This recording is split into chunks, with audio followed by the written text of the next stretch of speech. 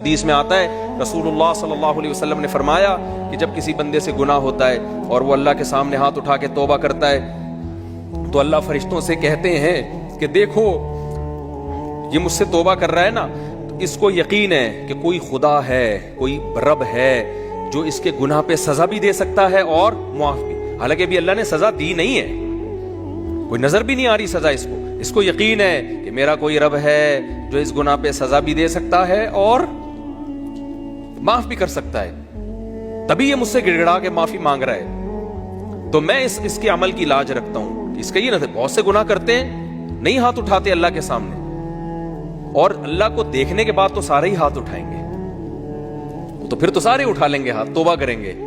اللہ کہہ رہے دیکھا نہیں ہے اس نے، میری آیات پر ایمان لایا ہے، میری نشانیاں دیکھ کر، میرے پیغمبروں کی دعوت پر لبیک کہا ہے، تو اس عمل کی لاج رکھ کے میں اس کی توبہ کو قبول کروں گا۔ حدیث میں آتا ہے پھر وہ دوبارہ گناہ کرتا ہے، پھر دوبارہ اللہ کے سامنے آ کے معافی مانگتا ہے۔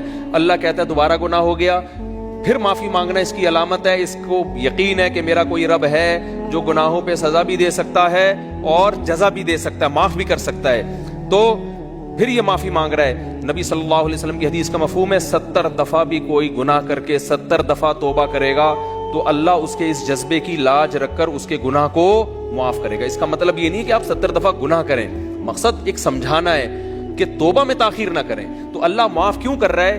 اس کے اس توحید والے نظریے کی بیس پر کہ اس کو پتا ہے کہ مجھے گناہ معاف کروانے کے لیے میرے پاس اللہ کے سوا کوئی آپشن نہیں ہے۔ تو توحید اللہ کو بہت پسند ہے، شرک سے اللہ کو بہت زیادہ نفرت۔ تو یہ 4 شرطیں بھائی جس میں پائی جائیں گی، پھر وہ آپ عمل کرو گے تو عمل کیا کہہ رہے گا؟ از کالڈ اچھا۔